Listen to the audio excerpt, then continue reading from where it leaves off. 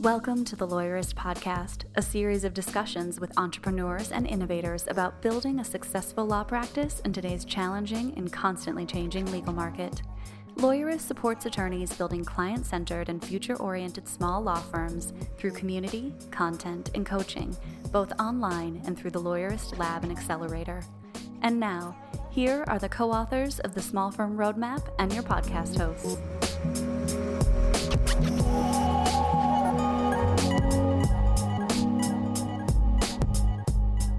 Hi, I'm Kelly Street. And I'm Laura Briggs, and this is episode 323 of the Lawyerist Podcast, part of the Legal Talk Network. In today's episode, I'm talking with our Operations Director, Paige Atkins, about best practices for hiring a virtual assistant.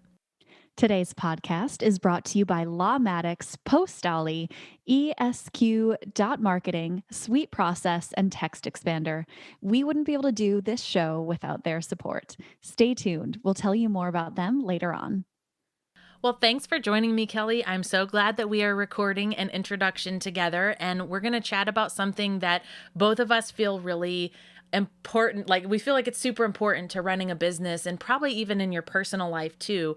I recently came across this concept of having an enough number. Like, everything in marketing and advertising is telling us to do more, to buy more, to keep adding things to our plate, right? And there's this whole movement out there of like an enough number, figuring out what that is for you, and then not pushing yourself to go beyond that. So I'm sort of curious, like, what is your perspective on this topic, and what is a way that you maybe see this coming out for a lot of business owners? Yeah, I mean, first off, the first thing I think about when I think about the enough number or what is enough is I hear my mom's voice in my head going, be content, or talking about that space of contentment. And I think enough in this idea of what is enough as far as your business is a slightly different take on that. There's a little bit of it there, but what it really means to me, what I'm really seeing a lot of firms doing is they want to do all the social media things. They want to be winning on Facebook and on Instagram and think they need to be everywhere at once. And there's so much of a myth to that. But it's not just that, it's also the myth of the number that they're thinking, oh, I have to have $1 million firm, or I have to, whatever that baseline is, where you have to get to that point. And instead of asking yourself why, you're just sort of continually seeking after trying to do more to get to whatever that number is. Yeah, it can be so empty if you do hit that number and there was no other intention around setting it. Like, it didn't have to do with how many clients you served or how many people you were able to hire and improve their life. Because one of the things we work on a lot with our lab members is, what does your healthy small law firm look like?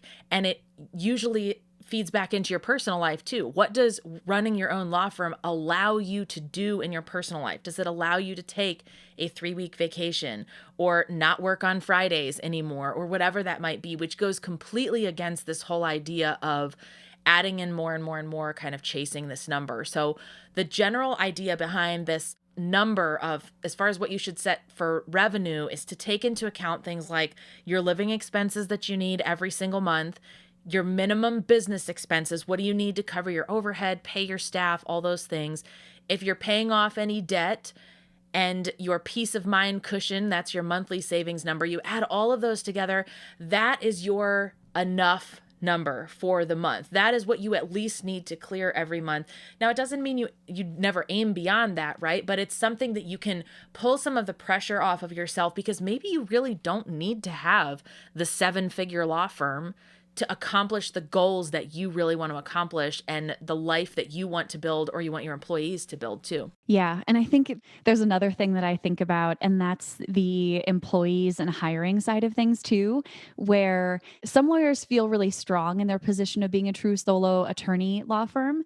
And some others are like, oh, well, it can't just be me. I need to hire other people. I need to do this, without thinking about everything that goes along with it. Of, you then have to be a manager. You then have to figure out, maybe benefits and all of these other things that maybe you actually would enjoy being the sole attorney, but with other support staff rather than hiring other attorneys and growing your firm that way. Thinking about all of the other things that go along with these goals, this mindset of what you think you have to have. And love that when we're on social media or when somebody shares a win, it's easy to take that out of context. Like someone might say, oh, I've had a 7-figure year, or, oh, we onboarded 5 attorneys this year, or something like that. But that's often the most positive thing from that story. And it's not telling all of the things behind the scenes. Like, as you mentioned, now they have to manage those 5 attorneys or figure out the compensation model for those 5 attorneys and make sure there's enough work coming in for 5 attorneys plus them. So there's always other costs as part of it. And it's very easy to see somebody else's enough number as being yours, but it's really something you've got to set on your own. Yeah, absolutely. So important to think about all these things and to think about the quality of life that you want, the quality of work that you want to do and put out there for your clients, and just maybe some dream aspects of your life too. Of like, if you want to take that extra vacation each year, you might need to hire a staff attorney. And so just the balance. So great to have a balance in all the things. I totally agree. Fabulous. Well, now we've got a brief sponsored conversation with Matt from Lawmatics, and then Laura's conversation with Paige. Hey everyone, this is Zach, the legal tech advisor here at Lawyerist. Today I'm joined by Matt Spiegel from Lawmatics. And for those of you who don't know, Lawmatics is a powerful CRM built specifically for attorneys. Hey Matt, thanks for joining me today. Yeah, hey Zach, how are you? Thanks for having me. I'm good. So I wanted to talk about this idea of a client journey or engaging our clients as lawyers. Something that a CRM can really help us with. And a lot of attorneys don't take advantage of that. No, they don't. This idea of a client journey it's like a new way of thinking about your law firm. I like to say that the client journey with a law firm is typically broken down, in my opinion, into like 3 phases. Phase 1, which is like this intake phase. The client is deciding whether they want to hire your firm. You're deciding whether you want to take the case. And it goes from the moment they contact you all the way up until they hire you. And that's phase 1. Phase 2 of this journey is the active matter. They've hired you and now they have a case and it's got a start and an end. And that's phase 2. And then phase 3, which I think is the most neglected, is they're now a former client after their case is over. And there's endless possibilities for you to engage with them at that point. But what's critical about phase 3 is that needs to be a referral source. That former client needs to be a referral source. They need to be repeat business. Still to this day, about 75% of all law firm business in general comes from referrals. So if you're not delighting your clients at every step of the way, they're not going to be good referrals. We look at the client journey as this 3-phase approach. And what's critical is that you need to delight your client, provide exceptional service at every different phase. And every different phase has a little bit of a different component and a little bit some different ways that you can delight them. I think this is interesting. I think certainly recognizing that we need to, not only make them happy, but delight them in all of these areas. I think it's interesting because we're not even talking about creating a marketing campaign. This is doing it the way that lawyers have done it for years and years. We're talking about using this just for your referral services without even thinking about active marketing campaigns. And so I think that's something that a lot of attorneys, whether they really realize it or not, can certainly use. Yeah, absolutely. They can. Again, it's every phase has a different approach, right? And so phase 3, the way to delight them when they're a former client is to keep them engaged, to check in on them, to say like, hey, it's been 6 months since your case. We want to see, how are you doing? Do you have any questions? It's things like sending them an email on their birthday every year. These are ways that you can delight them, that you provide a great customer experience. You think about the great customer experiences that you have with products that you interact with. Amazon is a great example. We all love Amazon because the experience is incredible. It's not even about the product. It's about the whole experience. If we need to return something, it's no problem. Same with Costco. Same with Trader Joe's, right? All these companies that have incredibly high NPS scores. They don't have these high scores because their product is so good. They have these high scores because the experience that the customer gets interacting with them is so incredible. And law firms need to start thinking about their business in the same way. Obviously, the outcome you provide for your client is important, but it's not the only thing. I've seen countless cases where the outcome was just always going to be mediocre. There was never going to be a way to get them a great outcome, but you provided incredible service and now you've got a referral for life. The opposite of that is true as well, where you could get them a great outcome, but if you don't treat them well and you give them a bad experience, they might not come back to you. Right. Or they may not refer you to somebody else. Exactly. Or, refer somebody else to you. We think about these email campaigns or trying to keep contact with our former clients as something that's going to go into their inbox and they're not going to like it. But really, they don't even have to really engage with it as much as just your name has kind of come into their inbox and it's in a nice way. Happy birthday, just checking. It's been 6 months since blank happened, just checking on you, just little things like that. And with something like Lawmatics, you can automate that. You don't have to send it every day. You can automate that whole thing. And you're right that you're trying to occupy some mind share of them. They don't need to respond. As long as they're seeing that, they're thinking about you. The real critical thing here, especially with attorney-client relationship is, and the reason why we talk about email campaigns, it's about engagement. The easiest way to delight your customer, whether it's phase 1, phase 2 during their case, which is the most important, or phase 3, engagement, communication is the easiest way to delight your customer, in this case, your client. And so that's why we encourage law firms to think about it that way. And in order to properly and effectively engage and communicate with your clients every step of the journey, you have to have technology. You can't execute that kind of game plan without tech. No, there's no way to keep track of that many clients and do that much stuff without some sort of technology. I think you're absolutely right. And Matt, people could obviously really dig into this topic in some other place. I know you guys have a lot of information on this on your website. And if they want to learn more or want to look further into Lawmatics, they can go to lawmatics.com and click on get a demo, right? Yep, that's the best way. We have a ton of resources on our website, some good ebooks, some good case studies, and then getting a demo is always the best way to really get a personalized dive into how Lawmatics could help you build this path to delightment, as we call it. I like it. Sounds good. Well, if they want to get a path to delightment, they can certainly go to, lawmatics.com. Again, Matt, I appreciate you being with us and sharing your expertise. Yeah, thank you, Zach. Thank you.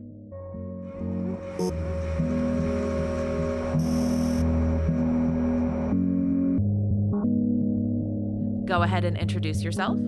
My name is Paige Atkins, and I am the Director of Operations here at Lawyerist. And before this, I worked at a company where we placed virtual assistants with our clients, and I myself was a virtual assistant for several years. Oh, Paige, we are so excited to have you on the show. I always love when we have someone from our own team that we can highlight. And you joined the team last spring and have just done so much cool stuff. I know Stephanie and I have shouted you out on the podcast for your awesome job building team culture and hosting Taco Thursdays and coming up with like fun and also meaningful events for all of us to connect as a professional team, but also like to get to know who we are outside of work as well. So kudos to you. I'm excited to chat with you about this topic of hiring an admin or virtual assistant for your law firm. So let's start at the very beginning.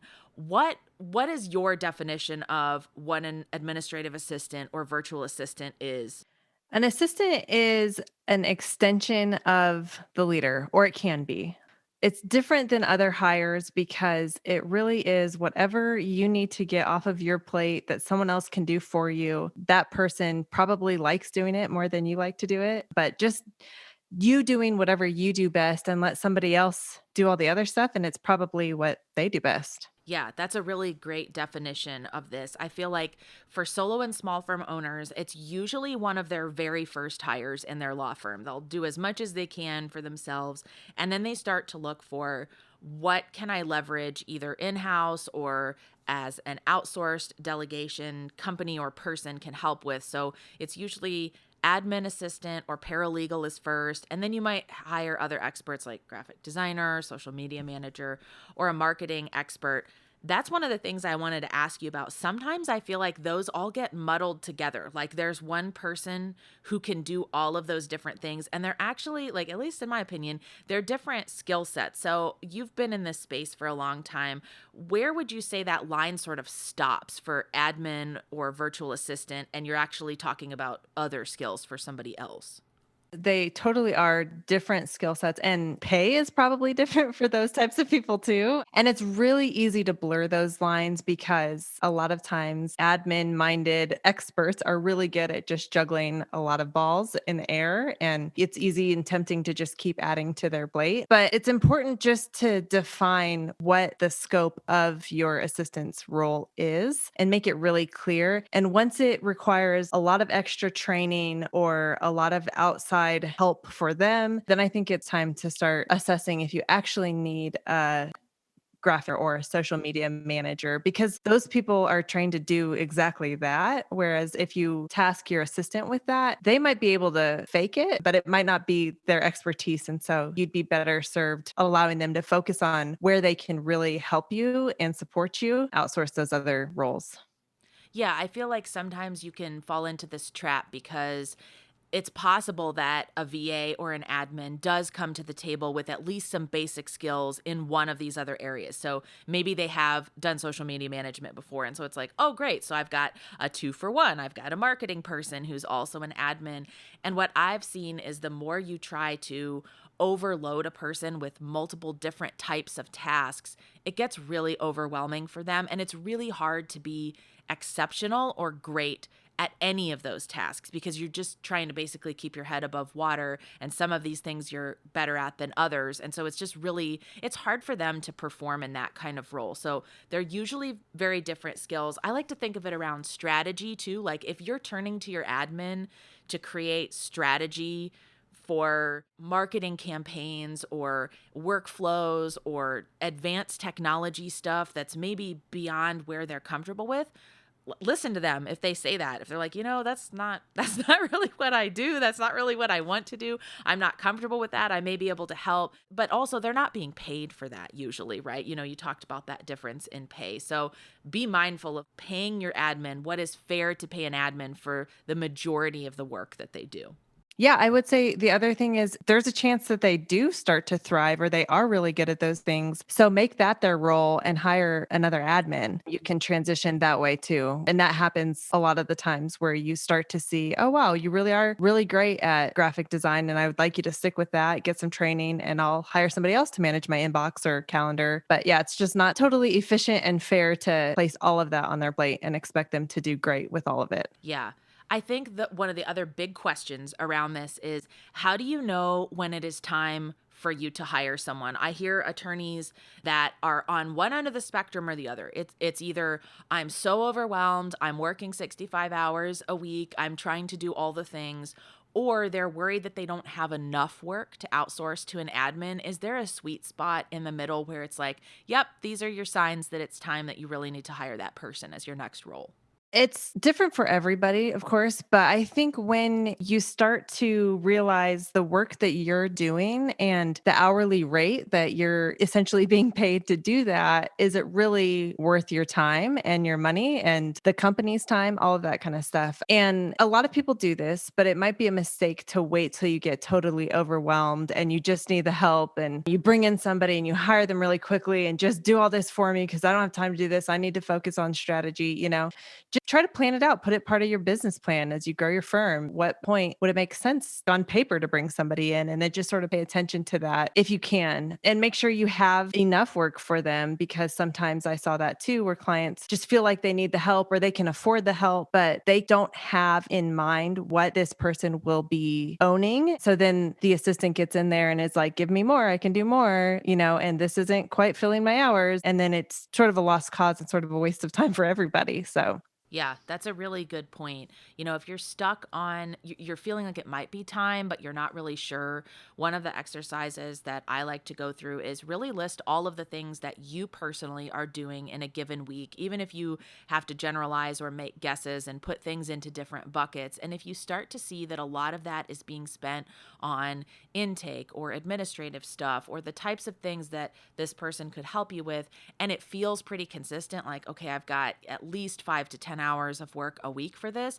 that's where it could relieve a lot of pressure off of you because that gives you your time back. But it's also enough where someone like, you're going to struggle to hire a VA and be like, I have 2 hours of work for you each week. They're going to be like, I'd rather just use that time for a client that's on a bigger project or something like that. So that's something to be mindful of as well. yeah, I think admins, EAs, VAs, whatever you want to call them, they have the capacity. That's just how their brain works. It's not necessarily multitasking, but they can just get in and get it done. And so that's something to remember too. And there's things that a leader has to do, and then there's things that they can do. and that they shouldn't do, And so it's putting those buckets, like you said, and assessing, okay, what are the things that only I can do? And what are the things that I should not be doing anymore? And those are the things that you can task your assistant to do. Yeah. And I think the next big question is, all right, I've recognized I need an admin's help. Do I hire this person in-house or do I go virtual? Do you think there is a difference or there are factors that we should consider before deciding which route to go? I suppose it can go both ways. I think it's always an option to hire a virtual assistant. That was just the space that I lived in for so long. I saw it be successful with so many of our clients. There might be a rare case that you do need someone in-house, but that is dependent on your business, really. Do you need them to be there doing something physically? But you'll be surprised. A lot of it can be handled virtually, even across states, where you just have to set the communication to put good practices in place to always be in communication with your assistant and not leave them feeling like they're not part of the team or whatever it is. But as long as you have a plan in place to communicate with them, you don't have to be sitting down in the same room face to face. You just got to get, as so many of us are now, you got to get comfortable with video calls and checking in other ways rather than just walking over to their desk. So I'd say 9 times out of 10, you don't need someone in-house, but there probably are specific cases that you do. But if you're overwhelmed and you're like, I just need the help, then just hire somebody and find the best role.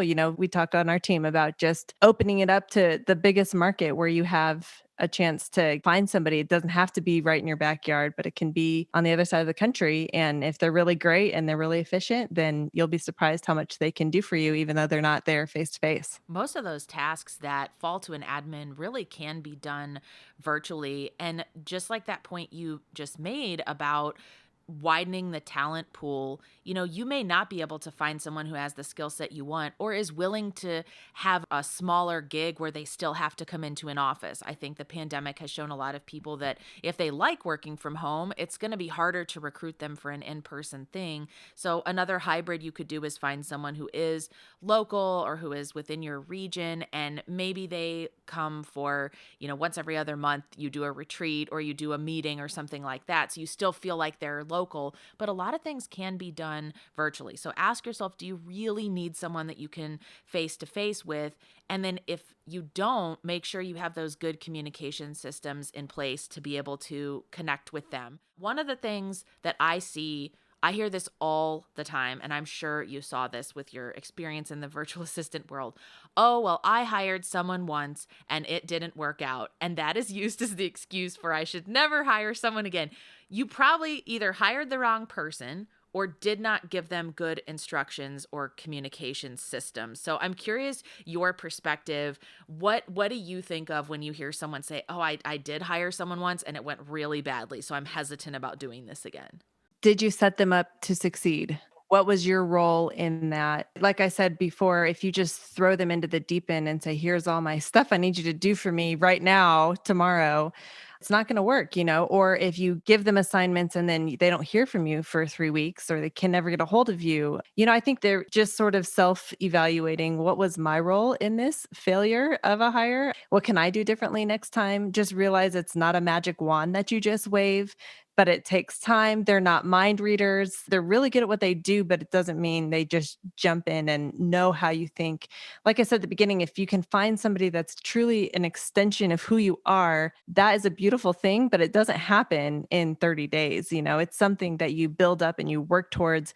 Eventually, they can understand how your brain works. They can understand how you make decisions. That's when it'll really start to flow. But it takes that time, it takes investment. And I would say, to answer your question, try again and take a different approach. Maybe get some advice or some training on how you can be better as a leader for someone to join your team and take the time. Because like I said, if you just are in that hot water already and just need the relief, sure, I'm sure they can come in and do some of those things right away for you, but realize you have a part to play in training this person and making sure that they're successful. There's a tendency to wait too long to hire an admin, at which point you're in over your head, and then you don't want to spend the time training and onboarding because you feel like that's lost time and you're already behind.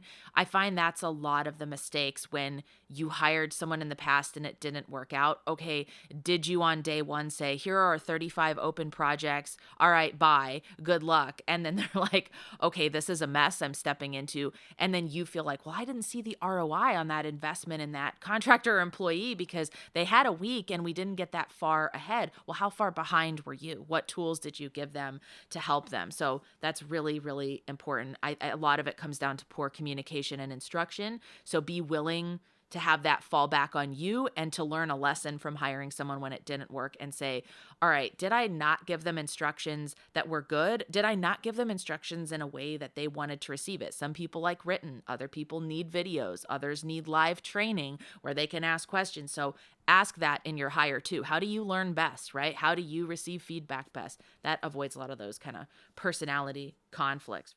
Yeah, I used to tell my clients after I was an assistant for a long time, I did sort of the relationship management between the client and the VA. And so we would try to train our clients to train deep rather than wide. And so when you start to hand off those tasks, make sure they have a full, deep understanding of what you're wanting accomplished, what the win is at the end of the day, rather than here's 30 things I need you to do and be in charge of. Start with 2 or 3 and make sure that you have a full understanding. Then they can add on that one more in a couple weeks and the one more and start to really take significant things off of your plate. Yeah, that makes a ton of sense. So I like to think of things that a VA can do, but it's also just as important to draw that line of what is asking too much or what just kind of normally falls outside of the skill set or training that a VA or an admin has. I think data entry, communication, handling calls and scheduling, email management, moving cases and files along, paperwork, a lot of those things are within the same realm, kind of asking the admin to use the same skill set, the same part of their brain. Are there other things that you think are good tasks to outsource to an admin, or maybe ones that are not good?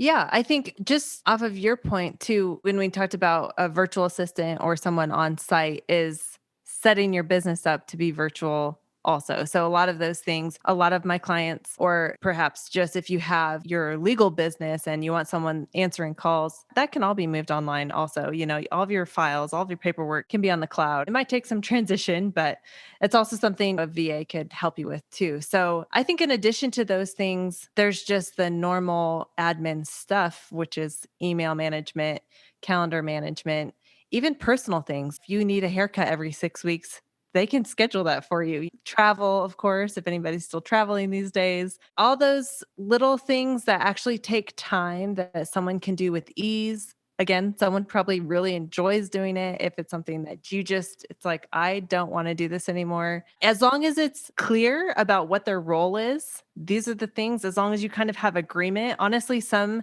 assistants are a little bit averse to doing personal things. So it's just having that conversation up front. I'd like for you to schedule a date night every other week with me and my wife, and I need you to book us a reservation. To some people, it might be a little weird. To most assistants, it's just, okay, that's cool. But if you just throw that on them all of a sudden, it's this equivalent of picking up your dry cleaning or getting your coffee in the morning. You can't do that virtually, but just about everything else they can do. And you just have open communication about, this is my expectation. This is what I'd like you to do for me. And they sign on and say, absolutely, I'd be happy to. Just keep it within scope that way. And they can pretty much, I mean, the range is really big. It's those specialized skills, whether it's marketing, social media, graphic design, anything like that. That's when you need to be careful of asking them to do too much, even though they could probably jump in and Google it and figure it out because that's what they do best. You don't want to get into a specialized area. Just keep it with administrative. Make sure you guys are on the same page. Do you feel comfortable with this? Are you good with this? And if they say, yeah, I could probably do that for you, but I would just need some training on it. That's kind of a red flag when you want to pay attention to. That's a really good point. A lot of this comes down to communication, asking the admin, what do you want to do? Getting to know them and them getting to know you. Yeah, absolutely. So we'll take a quick break to hear from our sponsors. And when we come back, we'll be talking about mistakes that you can avoid when making a hire. Support for today's broadcast comes from Postali. Building the next powerhouse law firm takes hard work and an entrepreneurial spirit. But some skills escape even the savviest of attorneys. To reach new heights in your legal practice, you need a genuine marketing partner, one that tells you where you are now and where your firm could go. Postali works with law firms nationwide, and their trademarked marketing fiduciary services sets them apart from every other vendor that's cold calling or flooding your inbox. Whether it's informal guidance about things you can do today or a big picture approach to law firm expansion, Postali is perfect for business-minded attorneys with an eye on the future. No matter where you are in your journey, Postali is the full-service, strategic marketing partner that grows with your firm. To learn more about the services Postali offers, visit postali.com/lawyerist and reach out for a free consultation. Support for today's episode comes from ESQ.marketing, an agency that provides successful SEO strategies for every stage of your practice. You will work with experts in legal marketing. All of their intense focus is on helping attorneys generate more clients and cases from the internet. They don't work with anyone else. You'll breathe easy with low-risk, month-to-month contracts. There are no long-term commitments. ESQ Marketing earns the right to work for your firm each and every month. Best of all, you'll get direct access to the person working on your account. No account managers to deal with, no lost in translation with your requests. To see if you're a fit, visit esq.marketing/lawyerist to get started. Support for today's episode comes from Sweet Process. Sweet Process is software that enables companies to have a central place for all their procedures, processes, and policies. It makes it easy for management, managers, and their ground-level employees to collaborate on and continuously improve these documents together. Sweet Process becomes the one source of truth, the one place where every employee, regardless of their role or team in the company, can go to find information on how work is done. Sweet Process makes it easy to train new and existing employees because your documented procedures are already in Sweet Process. So, when employees are getting tasks done, the instructions are right in front of them. Sweet Process offers a 14-day free trial, but by using our dedicated sign-up link, you can extend that to 28 days. Just visit www.sweetprocess.com/lawyerist to sign up now. No credit card is required. Support for today's broadcast comes from Text Expander. Work smarter, not harder, with Text Expander. Text Expander helps you work faster and smarter so you can focus your time on your most important work. With just a few keystrokes, Text Expander keeps you consistent, accurate, and working efficiently. Speed through emails, expand forms with fill-in-the-blank fields using a quick abbreviation. Use Text Expander's powerful shortcuts and abbreviations to streamline and speed up everything you type. Get your message right every time by expanding content that corrects your spelling and keeps your language consistent with a few keystrokes. Show listeners get 20% off their first year. Just visit textexpander.com/podcast to learn more. All right, we're back. So what mistakes? I feel like this is a big, broad category. So this will not be an exhaustive list, right? But there are definitely some mistakes that jump out when it comes to hiring an admin. I think the first one that comes to mind for me is trying to find the magic unicorn VA that does everything and does everything really well at 100% perfection. And you're not really differentiating between those different skill sets, because I find most VAs really like to do maybe 3 to 4 key things max, where they're just like, yep, I'm in my flow state. This is my jam. I love doing it. When you ask them to do 12 different things, they can probably figure out the other 8. Like you said, they'll jump in and try to teach themselves it. But you can actually kind of dilute their effectiveness by doing that, by spreading it across things they're not great at or not comfortable at. And so think about whether you're lumping the right things together when you write the job description, or are these really different skills that you need to break into different hires? Yeah. I think communication, obviously, and that's ongoing forever. You can never stop communicating.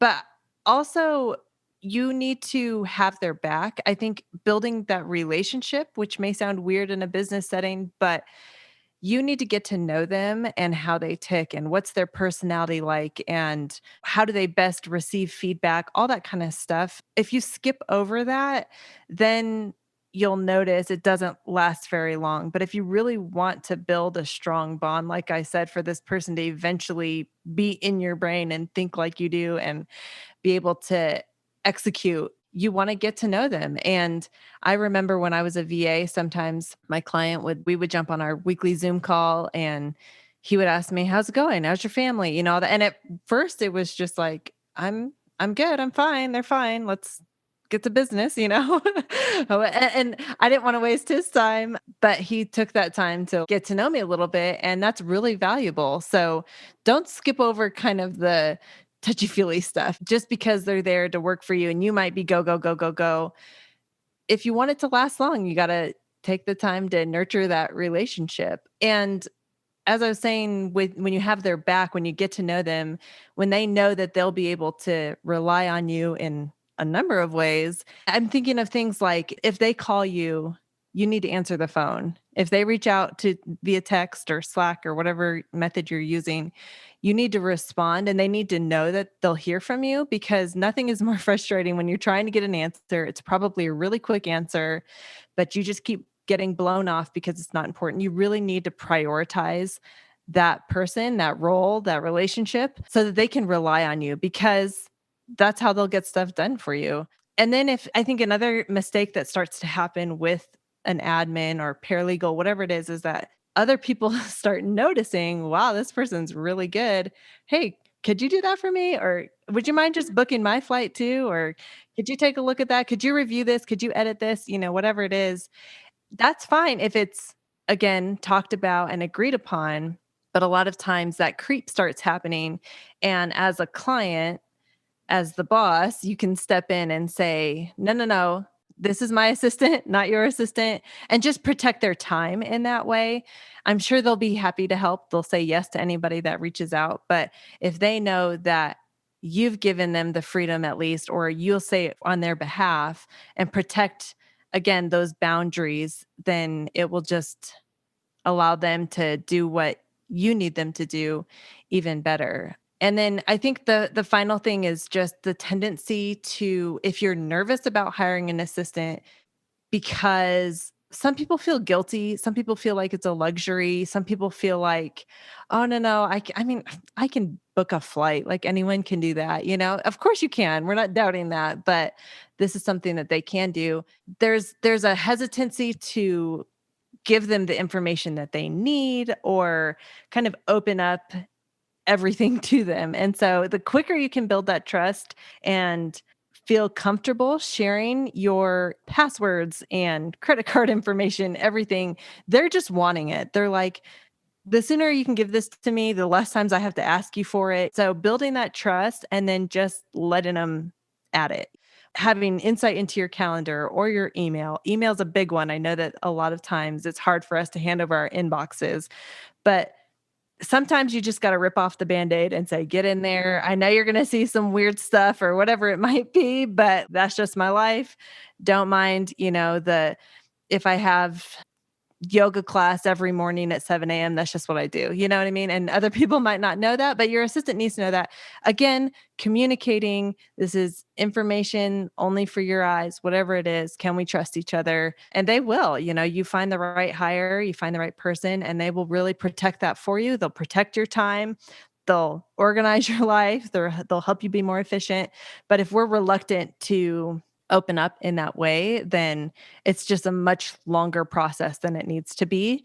And you won't see the value. You won't see the ROI because, again, you have a part to play in that. You do. You have a big part to play in that.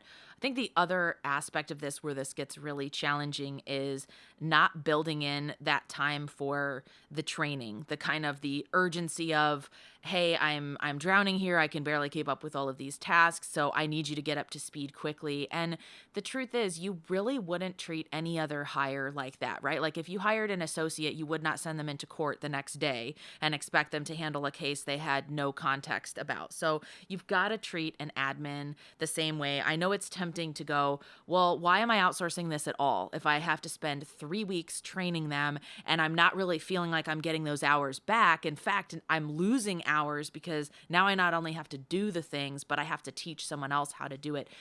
There's going to be a breaking point where it comes back to you, and you have to stick with it for that training time a little bit because you can't expect it to be instant. So how long do you really think it takes to train an admin assistant? I suggest 30 days, depending on you can hire someone for 10 hours a week. You can hire somebody full time. So obviously the more that they're working for you, the faster it will happen. But general rule of thumb would be at least 30 days just to take the time, answer all of their questions. I used to tell my clients, they're allowed to ask you any question and you have to answer it, and even if it's repeated 5 times, just again, make sure they have that really clear, full understanding of what you're wanting. Again, if you can be the one to communicate that to them, it will change instead of them feeling guilty or feeling bad. Oh, sorry, me again. I have the same question. I can't remember. I didn't, whatever it is, I'm still not getting it. Just, okay, cool. Let's go over it again. At 90 days, when they're there and they've, added a few tasks in or taken on some significant things, they're really starting to get it down. It should be smooth. If at 90 days, you're still not getting it, you're not getting the rhythm, maybe that's when you assess, is this the right person for what I need to do? Is this working? But don't just kind of be open about it and be available to your assistant and make them a priority and just assess it. Just see, is there something better that I can be doing? Or is this just the wrong person for in the wrong seat? Yeah. I love that. You got to have these time frames in mind so that you can remember to check back in with them and that you're not pushing it too soon or letting a situation that isn't working go on too long. You should not be 6 months into this going, well, I don't feel like they're saving me that much time, or I have to re-explain the same instructions over and over again. So I know our last topic that I want to chat about is probably the one that everyone has the most questions, which is, okay, I'm ready to hire. I feel like I've got the tips to do it the right way. What can I really expect to pay a legal admin or a virtual assistant? My general feeling is you get what you pay for. There's lots of stuff out there about, oh, you can hire somebody overseas for $5 an hour and they'll do everything, for you and everything will be done perfectly. I get so frustrated every time I see that because I'm like, oh, why? It leads people to think this is super, super easy and that it's going to solve everything by paying someone a couple bucks an hour. Absolutely. And I think, again, you can't build a relationship with that person. They'll jump on to the next thing or the next person or whoever comes along and has tasks for them. That's great. I mean, and there's times for that. But if you really want somebody that can come and be your admin, and if you don't want them to leave you, then you have to pay them what they deserve and let them grow in their career. A lot of people, sure, this might be a starting point for some people, but if you get a good quality assistant, this is somebody that this is what they want to do. And a promotion to them might be in a similar vein. A lot of times it's not going to be your next marketing director or anything like that, but it might be operations, or it might be somebody that they have an assistant themselves, or they're managing your assistant for you or something like that. But this is really what they love to do. And just imagine, this person is by your side. They understand, they help you in so many ways. Then you have to pay them. And I say it really runs the gamut, but I think at least if you start around $25 an hour, that's a fair, especially if it's 10 hours, 15 hours a week.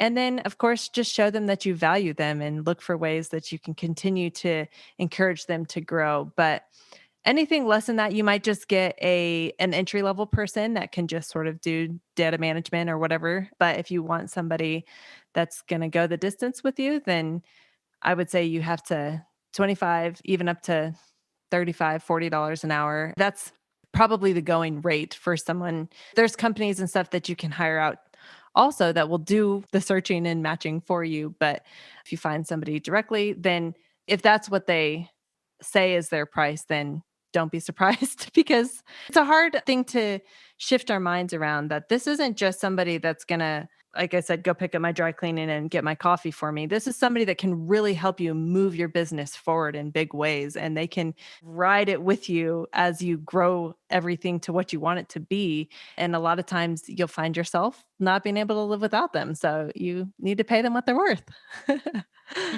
Yes, you do need to pay them what they're worth. And I think there's also a trade-off when maybe you hire someone or find someone who's $15 an hour, $18 an hour, but they're much less experienced. And so that's when you have to make the call of, is it better for me to work with someone who's cheaper, but I'm going to have to do a lot more training. They're going to come to the table with fewer skills. They might not have as much experience as someone else. There is still a cost to that as well. So if you're the law firm owner that is already buried in work and can't really afford to take additional time to train someone who may be in their very first job ever at 15 or 18 or even $20 an hour, then factor that in as well. Maybe you're better off, like the way I think of it is it's the best person for the role. And I feel like if you end up paying them more, they will make that money back for you eventually and you will feel happy about it, but you do have to invest that training. Absolutely. So if you had to give one takeaway tip from this episode or one thing that jumps out to you that's like, hey, we didn't talk about this, but I want to make sure people know this. Do you have any insights for anyone who's getting ready to hire their very first admin? My advice would be for anybody that's just even considering it, that just go for it. You probably need it. And if you're feeling at all like this is work that you don't need to be doing, then you need to hire an assistant. It's only going to get worse from here. The work will keep coming at you, or things will keep falling through the cracks, or your clients will suffer. So just go for it. Make a plan, put it in place. Don't just hire the next person that you talk to. Like I said, put a plan in place. What will the next month look like, and how can I set myself up to get ready to do this? It might mean pausing other areas. Like we said before, training is super important. And so yes, go for it, but also make sure that you do it intentionally. Make sure that it's worth your investment of time and money and resources. But you probably do need an assistant. So it's time to hire one. All right. Consider that your best advice. If you've been waiting to hire, now is the time. Thank you so much for your expert insights on this topic, Paige. Thanks, Laura. It was fun. The Lawyerist podcast is produced by Bailey Tiller. Are you ready to implement the ideas we discuss here into your practice? Wondering what to do next? Here are your first 2 steps. First, if you haven't read the Small Firm Roadmap yet, grab the first chapter for free at lawyerist.com/book. Looking for help beyond the book? Let's chat about whether our coaching communities are right for you. Head to lawyerist.com/community/lab to schedule a 15-minute call with our community manager. The views expressed by the participants are their own and not endorsed by the Legal Talk Network. Nothing said in this podcast is legal advice for you.